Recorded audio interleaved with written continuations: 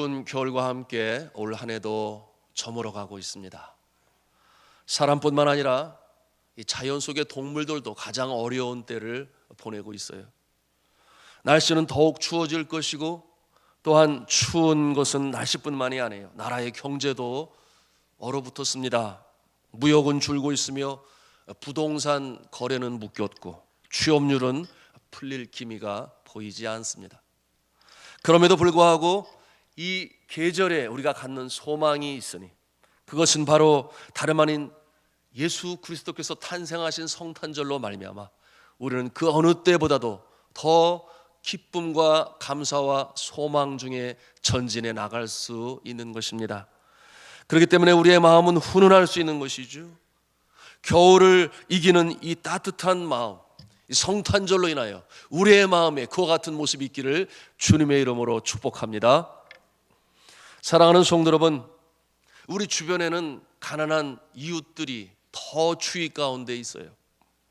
나에게 나눌 수 있는 그 무엇이 있다면 그것을 기꺼이 나눠주는 모습으로 근본 성탄절을 맞이하시기를 주님의 이름으로 부탁합니다. 세상은 성탄절로 인해서 다시 한번 또 떠들썩할 것입니다. 예수를 믿지 아니하는 사람들도 아기 예수 탄생의 의미는 생각하지 않은 채 그저 이 계절이 주는 분위기에 도취될 것입니다. 그러나 우리 믿음의 사람들은 오늘 이렇게 대림절의 둘째 주간을 맞이하면서 생각할 수 있어야 돼요. 왜 하나님은 저 하늘나라, 아픔도 슬픔도 눈물도 고통이 없는 평강의 하늘나라 그 자리를 떠나서 이 낮고 낮은 땅에 오셔야만 했는지, 전쟁과 기근과 질병과 재난과 압제와 착취와 경쟁과 미움, 어둠으로 가득한 이 세상에 왜 오셔야만 했는지 우리는 그 깊은 의미를 확실히 아는 성탄절 기간이 되어야 할 것입니다. 그가 오신 목적을 말씀을 통해서 우리는 알 수 있지 않습니까? 사도 요한은 요한복음 3장 16절에 그가 오신 목적에 대해서 아주 분명히 밝히고 있습니다. 우리가 잘 알고 있는 성경 구절 아니겠습니까? 우리 같이 한번 한 음성으로 외워보겠습니다. 하나님의 세상을, 시작. 하나님의 세상을 이처럼 사랑하사 독생자를 주셨으니 이는 저를 믿는 자마다 멸망치 아니하고 영생을 얻게 하려 하심이라. 아멘. 참으로 그렇습니다. 하나님께서는 성자 하나님이신 예수 그리스도를 이 땅에 보내셨는데, 그 목적은 이 영원한 사망, 영원한 저주, 사망에 쏘는 것을 이기고 이제는 영생 복락을 얻을 수 있는 복을 주시기 위해서 예수 그리스도를 이 땅에 보내셨는 줄로 믿습니다. 그래서 우리가 감사하고 기쁜 것이에요. 그런데 이처럼 매년 돌아오는 성탄절을 우리는 어떠한 자세로 맞이해야 할까요? 정말 뜻깊은 성탄절이 되기 위해서 우리는 어떠한 마음의 준비를 해야 할까요? 여러분, 이 아이들은 아이들이에요. 성탄절을 맞이할 때 그 기대와 자세는 항상 이제 내가 받을 성탄 선물, 크리스마스 선물에 항상 이 초점이 가 있습니다. 그래서 아이들은 것이죠. 크리스마스 선물을 받을 거라는 생각에 마음이 들떠 있습니다. 제가 선교 사역 중 안식년을 맞이해서 미국으로 이제 공부를 하러 가게 되었어요. 성탄절을 맞이하게 되었습니다. 성탄절을 한 20여일 앞두고 저와 가족이 함께 식탁에서 이런 얘기를 했어요. 근본 성탄절에는 산타클로스 할아버지가 왕규에게 선물을 안 가지고 오실 거야. 왕규 얼굴을 안 쳐다보면서 저하고 아내하고 이렇게 이제 얘기를 하는 거예요. 식탁에 앉아있는 아들이 갑자기 조그만 눈이 반짝반짝이면서 쳐다보는 거예요. 이게 웬일인가 그랬겠죠.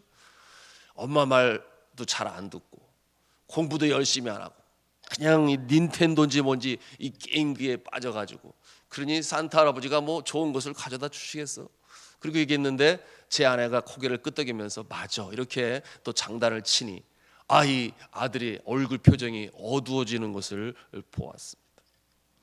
그런데 엄마 아빠의 그런 얘기를 들은 저희 아들, 그때 한 5학년이었을까 생각이 되어지는데요. 저녁이 되었는데 편지를 써가지고 왔어요. 그래서 이게 무슨 편지인가 받고 보니까 그 받는 주소를 보니까 노스폴 그렇게 써 있어요. 이게 뭐냐면 북극 이렇게 써 있어요. 그리고 받는 사람이 누구인가 보니까 The Most Honorable Santa Claus 이렇게 써 있어요. 그게 뭐냐 하면 가장 존경하는 산타 할아버지께 이렇게 받는 사람을 써가지고 온 거예요. 그러니 그것을 북극에다 보내달라는 거예요. 여러분, 산타클로스가 북극에 살고 있는 줄 아셨어요? 아마 서양 사람들은 그렇게 믿고 있는 것 같아요. 어린 아이들은 말이죠. 그러니 그것을 받다 들고서, 아니 초등학교 5학년인데 아직도 산타클로스를 믿고 있고, 그런데 그래도 예쁜 생각 아닙니까? 순진하긴 하지만. 그러니 그거 가짜라고 말을 할 수는 없고, 그래 알았어 그러고서는 받아놓고 나서는 그 아이를 보내고 저 아내가 그 편지를 이렇게 또 읽게 되었습니다. 그런데 그 내용이 어떤 내용이냐면 이런 내용이었어요. 산타 할아버지, 제가 올 한해는 너무나 많이 잘못했어요. 부모님 말도 잘 안 듣고 공부도 열심히 하지 않고 게임만 많이 하고, 그래도 한 번만 용서해 주신다면 앞으로 정말 착하겠습니다. 그런 이번 성탄절에 선물은 꼭 갖다 주세요. 제가 원하는 건지 뭔지 모르실 것 같아서 말씀드립니다. 저는 게임기 안에 집어넣는 닌텐도 게임 카트리지예요. 꼭 갖고 싶어요. 자주는 안 할 테니까 꼭 선물로 가져다 주세요. 김한규 올림 이렇게 거기다 써가지고 그거를 보내달라고 가지고 온 거였어요. 성탄절 아침을 기다리는 이 아들의 마음. 선물이 왔을까요? 안 왔어요. 선물이 안 왔어요. 아들의 실망이 이만저만이 아니었죠. 웬만하면 사주려고 그랬는데, 그래도 자신이 무엇을 잘못했는지 한 번쯤은 철저히 깨닫는 게 좋겠다 해서 안 사주었는데요. 근데 사실은 저 안에 유학생의 모습이었으니 돈이 없었어요. 그래서 사주지를 못했어요. 성도 여러분, 성탄을 기다리는 아들의 마음은 게임기의 이 프로그램 카트리지였습니다. 어린 마음에 그것을 가득 찼겠죠. 오늘날 이 세상의 사람들은 성탄절을 앞두고 어떠한 생각을 가지고 있을까요? 의미조차 없습니까? 의미가 있다면 한몫 톡톡히 수입을 잡는 것입니까? 믿지 아니하는 사람들 중에도, 믿는 사람들 중에도 쇼핑센터, 식당, 극장, 호텔, 펜션, 카지노, 술집까지 이번 성탄절에도 대목을 챙기려고 그런 마음 가지고 기다리는 사람들도 있어요. 오늘 성경 말씀에 등장하는 세례 요한, 이 세례 요한은 우리 믿음의 사람들이 어떠한 모습으로 성탄절을 맞이해야 되는지, 그 어떤 마음의 준비가 있어야 되는지 말씀을 통해서 가르쳐주고 계십니다. 예수님의 오심을 어떻게 맞이하고 준비해야 될 것인지 말씀을 통해서 주시는데요, 우리 하나님은 얼마나 좋으신 하나님이신지요. 예수님께서 도래하시기 전에 미리 한 사람을 보냈으니 그가 바로 세례 요한이었습니다. 그를 이 땅에 보내신 것은 사람들이 예수님의 도래를 준비하는 그 마음을 갖게 하려고 세례 요한을 보내셨으니 얼마나 하나님은 좋으신 분이세요. 저가 나이가 30이 되었을 때에 이 세례 요한을 빈들로 부르셨습니다. 거기에서 이 빈들이라고 하는 것은 글자 그대로 empty land, 빈 땅, 아무것도 없는 광야를 일컫는 것입니다. 하나님의 음성이 세례 요한을 그곳으로 부르셨어요. 자, 이때 세례 요한의 나이가 30세가 되었으니 그의 아버지 사가랴 제사장의 대를 이어받아 그야말로 평생을 평안하게 안전하게 살 수 있었음에도 불구하고 저가 빈들에서 하나님이 부르시니 그 부르심에 순종을 합니다. 그리고 광야로 나아갑니다. 그리고 단순한 삶으로 살아요. 석청을 먹으며 메뚜기를 먹으며 낙타의 가죽으로 옷을 입고 단순한 삶을 살게 되었습니다. 자신의 사명이 그것인 줄 알았어요. 그러므로 그는 선지자의 사명을 감당하는데요, 그의 별명은 A Voice였어요. 소리였습니다. 광야에 외치는 자의 소리였어요. 그의 사명은 주의 오시는 길을 예비하는 것이었습니다. 인생들을 향한 그의 외침은 회개하라, 천국에 가까웠느니라 하였습니다. 그리고 회개에 합당한 열매를 맺으라, 그렇게 그들을 향하여 외쳤어요. 그의 메시지는 아주 강력했습니다. 사람들의 심령을 울렸어요. 그의 카리스마틱한 소리를 듣는 사람들은 자신을 돌이켜보고 회개하게 되었습니다. 그는 외쳤습니다. 혈통적으로 선택받은 민족이라 자칭 의인이라고 하지 말고 그의 합당한 열매를 맺으라. 좋은 열매를 맺지 못하면 도끼에 찍혀 불에 던지우리라. 그와 같은 아주 가슴 떨리는 말로 경고의 나팔, 이 광야에 외치는 자의 소리의 사명을 감당했습니다. 사람들은 회개의 증표로 요단강에 있는 그에게 나아가 세례를 받게 되었습니다. 그것이 죄사함의 표가 되었어요. 요한의 세례와 범위와 목적은 자기 나라의 모든 백성으로 하여금 죄와 세상을 떠나 그들을 하나님께로 나아갈 수 있도록 그 마음을 준비시켰던 것입니다. 사랑하는 성도 여러분, 바로 이와 같은 것이 성탄절에 주시는, 하나님께서 우리에게 주시는 메시지인 줄로 믿으시기를 바랍니다. 죄로부터 떠나서 깨끗한 심령에 예수 그리스도가 주인 되는 이 역사를 고대하는 것이 성탄절에 우리가 준비하여야 할 마음인 것이에요. 세례 요한이 부여받은 사명, 사람들로 하여금 오실 주님을 위해 길을 곧게 하는 일이었습니다. 요한은 그들의 마음과 그들의 길을 변화시켜서 새로운 심령을 가지고 새로운 삶을 살 것을 맹세하게 만드는 것이었어요. 세례 요한이 이처럼 강력한 말씀으로 증거하니 마음에 찔림 있는 자들이 나와서 물었어요. 이 질문은 마치 오늘날 이 시대에 성탄절을 맞이하면서 내가 어떻게 하여야 하리까? 그래야 내가 어떻게 하여야 선한 열매를 맺을 수 있겠나이까? 그런 질문이 되는 것인데요, 이와 같은 이 모습이 3장 10절에 있는 말씀인데요, 우리가 같이 한 음성으로 따라하기를 바랍니다. 자, 따라하세요. 그러면 우리가 열매를 맺기 위하여 무엇을 하리이까? 네, 이것이 우리가 주님 앞에 드려야 할 질문이에요. 그러면 이제 세례 요한의 답을 듣겠습니다. 우리 11절 말씀, 3장 11절 말씀을 같이 읽겠습니다. 시작. 대답하여 이르되 옷 두 벌이 있는 자는 옷 없는 자에게 나눠줄 것이요 먹을 것이 있는 자도 그렇게 할 것이니라 하고. 아멘. 자, 이 말씀은 한마디로 이러한 것입니다. 옷이 두 벌이 있느냐? 그 말은 내가 쓰고도 남는 것이 있느냐? 그렇다면 그것으로 쌓아두지 말고 쓸 것이 없는 자를 향하여 나눠주라, 그런 말씀이에요. 또한 그와 같은 모습은 먹을 것이 있다면 먹을 것이 없는 자와 나눠 먹으라, 그런 말씀이죠. 다른 말로 말씀을 드리면 복을 받았느냐? 그렇다면 그 복을 혼자 누리려고 하지 말고 어려운 자들과 함께 나누라, 그런 뜻을 가지고 이 말씀을 세례 요한은 백성들에게 준 것입니다. 천국 백성의 삶의 윤리를 상기시키는 말씀 아니겠습니까? 그래서 예수님께서 말씀하신 바 내 이웃을 내 몸과 같이 사랑하라 하는 이 말씀과 일맥상통하는 것입니다. 곧 세례 요한이 강조하는 회개에 합당한 열매는 곧 이웃 사랑인 것을 우리는 이 말씀을 통해서 볼 수가 있는 것입니다.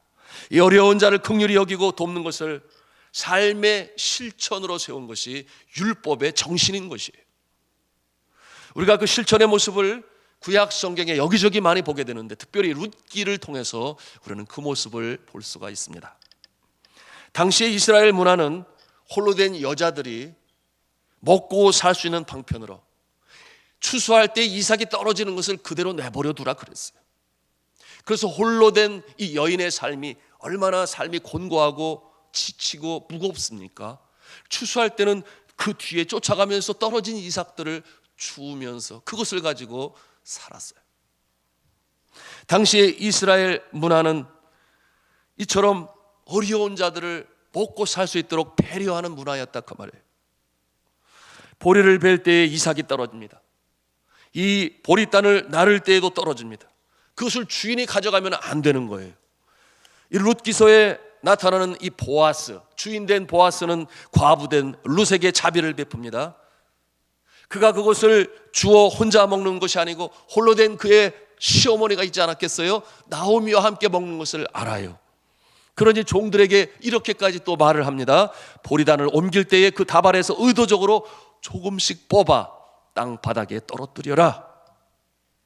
삶이 어렵고 인생이 곤고한 이 룻이 더 많이 주울 수 있도록 도와주라, 그런 말씀 아니겠어요? 그래서 룻은 많은 이삭을 주워가지고 집에 오니 시어머니 나오미가 기뻐하고 감사합니다. 그러니 또한 이러한 모습을 선행으로 하며 사는 보아스는 하나님 아버지 앞에서 의인의 모습 아니겠습니까? 하나님께서 어찌 축복하시지 않겠습니까? 하나님께서 이와 같은 모습을 보시고 복을 주시는 것이에요. 그것이 구약 성경에 나타난 율법의 정신, 어려운 자들과 함께하는 모습인 것을 우리는 배울 수가 있습니다. 사랑하는 성도 여러분, 여러분도 나누는 삶을 사셔서 이 보아스가 체험한 축복의 역사를 체험하시기를 저는 주님의 이름으로 축원합니다.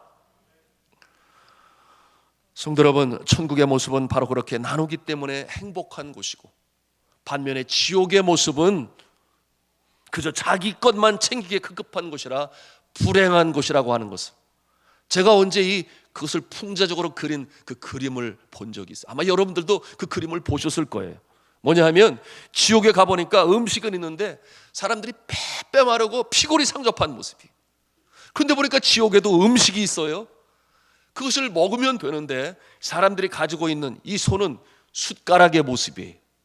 그래서 그것을 떠가지고 가져오려고 하는데 이게 너무 숟가락이 길어가지고 입으로 가져올 수가 없어요. 그러지 먹으려고 애를 쓰지만 먹을 수가 없어요. 그래서 빼빼 말라 있는 거예요. 불평은 가득 차고 행복이 있을 수가 없어요. 그런데 천국에 가보니까 천국에도 음식이 있는데 사람들의 얼굴의 모습이 편해요. 얼굴이 훤해요. 잘 먹어서 그런지 아주 윤기가 흘러요. 그런데 보니까 그 사람들의 모습도 똑같이 이 손이 긴 숟가락을 이렇게 가지고 있는데 그 음식을 떠가지고 자기가 먹으려고 하는 게 아니라 먹으세요, 먹으세요, 그리고 먹여주는 거예요. 그러니까 또 다른 사람도 그 음식을 떠가지고 자 먹으세요, 먹으세요, 서로 먹여주니 감사합니다. 그래서 받아 먹고 그러니 평안하고 행복하게 살아가는 모습이 천국이다. 그것을 그림으로 이렇게 풍자의 모습으로 그린 모습을 보았어요. 무슨 말씀입니까? 사랑하는 성도 여러분, 주님께서 말씀하셨잖아요. 주는 것이 받는 것보다 복이 있다. 아멘. 우리가 경험하고 사는 것 아니겠습니까? 우리가 줄 때 주님이 더 나에게 복을 주는 것 아니겠어요? 오늘 세례 요한이 이처럼 말하고 있는 것, 두 벌 있으면 한 벌을 나눠줘라. 먹을 것이 있을 때 먹을 것이 없는 사람과 나눠주어라. 그것으로 끝나겠습니까? 하나님께서 복을 주시는 줄로 믿습니다. 그것이 성경적인 가르침이다, 그거예요. 저희 경험을 한 가지 나누고자 합니다. 저 아내가 안식년을 기하여 미국에 유학을 갔을 때 일인데요, 네팔에 두고 가는 신학교와 리빙스톤 학교, 그 재정적 필요를 채워야 하니 고민이 많이 되었어요. 신학생들은 모두가 기숙사에 살고 있는데 계속해서 후원을 해주지 않으면 끼니를 걸러야 되는 거예요. 세 끼 먹을 것을 두 끼 먹든지 그야말로 한 끼를 먹고 살아가든지. 그러니 고민이 돼요. 그런가 하면 딸로 태어났다는 이유 하나 때문에 네팔은 그래요. 딸들을 아주 우습게 남존여비가 너무 강해서 어린아이들을 버리기도 해요. 인도에 팔기도 해요. 결혼을 해서 딸이 셋이 되면은 소방 맞아요. 쫓겨나든지 이혼을 하든지, 여하튼 불화가 그 집안에 끝일 날이 없어요.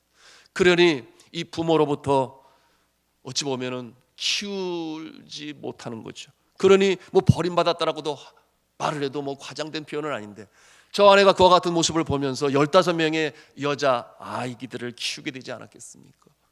그런데 우리가 미국으로 떠나게 되면 이 아이들은 또 어떻게 먹고 살 것입니까? 지원을 해줘야 될 것 아니겠어요? 그러니 고민을 하다가 기도를 하고 믿음의 결단을 하게 된 것은, 그래, 이렇게 하면 될 것 같아. 그래서 그때 저희가 한 달에 들어오는 이 선교 후원비가, 물론 우리 교회에서도 보내주셨으면 한 3,500불, 적을 때는 3,000불 이렇게 되는 것 같았어요. 그때 저희가 결단을 하고 2,000불을 자동이체로 해서 제 은행에 들어오면 무조건 그 선교제로 가게 하고, 나머지가 얼마가 되든지, 많이 오면 1,500불일 것이요, 적게 오면 1,000불이 되는 것인데, 그것 가지고 미국에 가서 살면 되지. 그러고서는 그렇게 하고 미국에 가게 됐어요. 그러니 미국에 가서 저희의 이 유학의 삶이 얼마나 힘들었는지 몰라요. 밤이면 2시간씩 칼빈 대학에 가서 교실을 청소하고 쓰레기통을 비우고 교수방을 청소하고 그러면서 한 달에 수입이 한 220불 되었는데 그것이 생활비에 또 보조가 되었습니다. 그러니 외식은 아예 꿈도 꾸지 못했죠. 그러니 외식을 하고자 하면 여러분 미국은 팁이 굉장히 비싸요. 팁 주지 않는 레스토랑이 있어요. 그게 뭐냐고 그러냐면 맥도날드나 뭐 버거킹 같은 데 가면 팁을 안 주고 외식을 할 수 있잖아요. 그래서 거기만 주야장창 그냥 거기만 갔어요. 그랬더니 세상에 막 살이 찌기 시작하는 거예요. 저희 식구들이. 그 열량이 얼마나 높습니까? 그때 알았어요. 아, 미국에는 가난한 사람들이 더 비만한 사람들이 많구나. 왜냐하면 부자들은 좋은 음식을 먹고 영양가 있는 음식을 먹으니까 그 체중을 유지할 수 있는 건데 가난한 사람들은 그런 음식을 자꾸 사 먹게 되니 그렇다고 하는 것도 나중에 알게 되었습니다. 한 번은 장모님께서 딸 생일이 다가온다고 100불을 보내주셨어요. 함께 외식하라고요. 돈이 아까워도 안 갈 수는 없잖아요. 그래서 운전을 하고 아이들과 가게 되니 아이들은 기뻤잖아요. 그런데 생각을 해보니 짜장면 한 그릇이 팁을 포함해서 15불이에요. 2그릇이면 30불이에요. 3그릇이면 45불이에요. 그래서 가다가 제가 고민을 하고 차에서 멈추고서는 식당 앞에서 내려 가서들 먹고 와. 나는 여기 있을게. 그런데 제 아내가 그냥 들어가겠어요? 그러지 말고 같이 들어가죠. 들어가가지고 2그릇을 시켜가지고서 넷이 나눠 먹게 되었어요. 그런데 먹는 것은 둘째치고 저희 아이들이 다니는 학교가 무료로 다니는 학교이다 보니까 가난한 아이들이 많이 오게 되고 학교 분위기가 영 험상궂은 것이 아니에요. 이러다가 정말 신앙도 다 까먹겠다 뭐 이런 생각이 들면서 그래도 주님 앞에 기도한 것은 복음으로 가르치는 학교가 이 도시에 많이 있는데 그곳에 가서 다니면 참 좋겠다 그런 생각을 하게 되었어요. 그런데 한 학생당 1년의 학비가 한 600만 원은 있어야 다닐 수 있는 거예요. 둘이면은 1200만 원이 필요한 것이. 그러니 언감생심 꿈을 꿀 수는 없어요. 그렇다고 해서 아이고 선교지에 다 그거 미리 보내지 않았으면 이런 생각은 갖지는 아니했습니다. 그러나 주님 앞에 기도 간절히 했어요. 그런데 1년이 지나고 신학기가 다가오는데 제가 다니는 이 미국 교회에서 광고를 했어요. 혹시 여러분들 자녀들 중에 기독교 사립학교에 다니기를 원하는 부모가 있으면 장학금을 신청하세요. 저는 아직 그 교회 등록 성도도 아니었죠. 다닌 지 얼마 안 됐는데 신청해도 될까? 그런 마음을 가지고 그러나 지푸라기다 하나라도 잡고 싶은 그런 마음에 신청을 하게 되었어요. 그리고 이제 장학 담당자가 오라고 그래서 면담을 하게 되었는데 그러는 거예요. 그러면은 두 분이 학생이라 수입은 없고 한 달에 얼마를 낼 수 있냐고 자녀 학비를 위해서. 그래서 계산을 해보니까 한 학생당 100불 한 달에 말이죠. 그래서 200불은 할 수 있을 것 같아요. 그랬더니 그 담당자가 하는 말씀이 믿겨지지 않는 말을 했는데 그러면은 한 아이당 5,000불씩 두 아이니까 10,000불을 장학금으로 드리겠습니다. 그러면 되겠습니까? 이렇게 말을.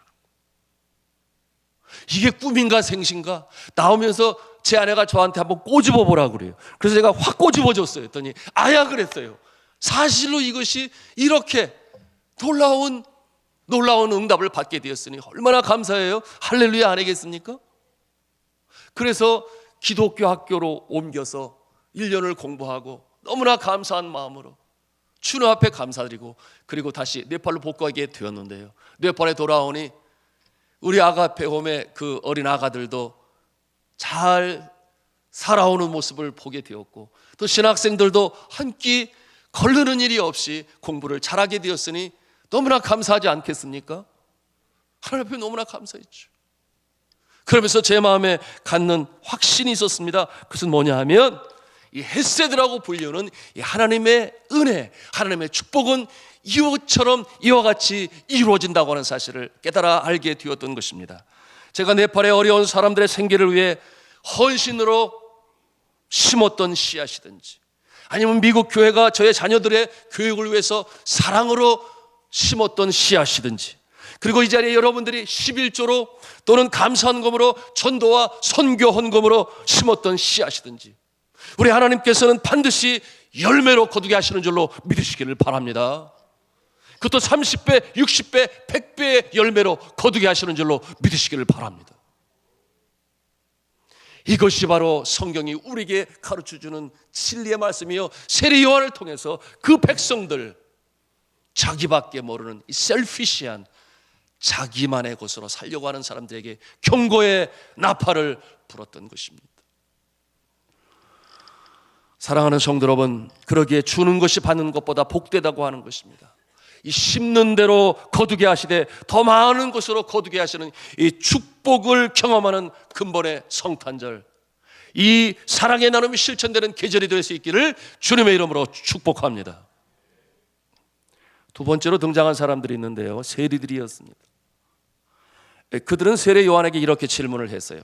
선생이여, 선한 열매를 위하여 우리는 무엇을 하리이까?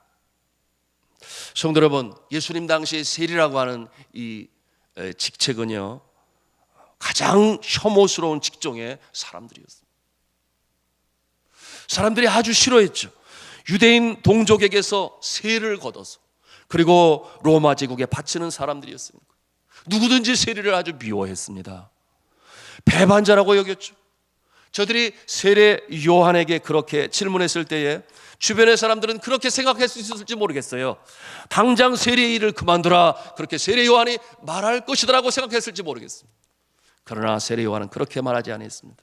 뭐라고 말씀했는가 하면 우리 13절 말씀 함께 읽도록 하겠습니다. 13절 말씀 시작.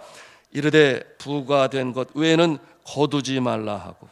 이게 무슨 말씀이에요? 세례를 그만두는 것이 아니라 세례로서 정직하게 일을 하라, 그렇게 말씀하고 있는 것이잖아요. 자신이 착복할 것까지 생각하여 더 부과하지는 말라, 그런 말씀. 기준대로 하라는 말씀이에요. 정직하게 주어진 소임을 감당하라는 말씀이에요.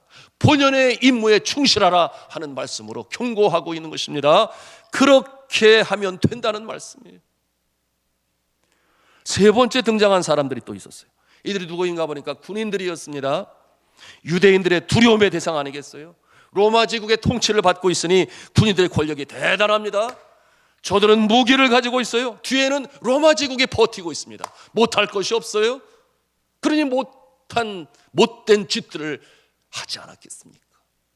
그러니 세례 요한이 또한 저들에게 경고를 합니다. 그들이 나와서 물었어요. 우리는 선한 열매를 위하여 무엇을 하리까?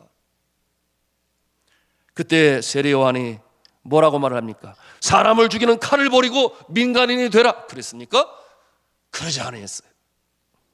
그가 말을 합니다. 사람에게서 강탈하지 말며 그랬어요. 강제로 빼앗지 말라, 그런 뜻이에요. 힘이 있다고 약한 사람에게서 착취하지 말라, 그 말이에요. 그런 거면 또 뭐라고 말을 해요? 거짓으로 고발하지 말라 그랬어요. 힘이 있다고 힘없는 사람 함부로 법정에 마음대로 세워 죄인으로 만들지 말라, 그런 말이에요. 그리고 또 경고를 합니다. 받는 급료를 족한 줄로 알라. 정부에서 보수를 받고 있으면 그것으로 족히 여기고 힘과 권력을 이용해 약한 자를 협박하여 돈 받아내려고 하지 말라, 그런 말이에요. 성도 여러분, 이런 모습이 그 옛날에만 있었던 것입니까? 오늘날도 우리는 이런 모습을 보고 있지 않습니까? 직업, 그것이 나쁜 것이겠습니까? 정치인, 경제인, 군인, 판사, 검사 다 필요해요. 그러나 그 직분을 이용하고 높은 권세를 악용하고 무고한 사람 원통하게 만들지 말고, 짜깁기해서 감옥에 집어넣지 말고, 그래서 자살하게 만들지 말라는 것 아니겠습니까? 우리 교회 안에는 이런 높은 권세를 가지고 계신 분이 안 계셔서 뭐 적용할 부분은 없을지 모르겠지만 정말 나라의 모습을 보면 너무나 가슴이 아프고 눈물이 나요. 기도하지 않을 수가 없어요. 사랑하는 성도 여러분, 금년에도 성탄절이 다가옵니다. 우리가 어떤 마음을 가지고 주님의 탄생하심을 기념하며 감사하며 나가야 될 것인가? 오늘 세례 요한을 통해서 우리는 그 메시지를 들었습니다. 이와 같은 마음의 준비가 우리는 된 것입니까? 사랑하는 성도 여러분, 근본 성탄절을 맞이하면서 오늘 세례 요한이 외쳤던 광야에 외치는 자의 소리가 우리의 가슴을 울리고 우리의 가슴에 메아리 쳐서 정말 그 어느 때보다도 주님이 우리의 마음의 주인으로 다시금 탄생하시는 이 축복의 역사가 우리 가슴 가운데 있기를 저는 주님의 이름으로 축원합니다. 기도하시겠습니다.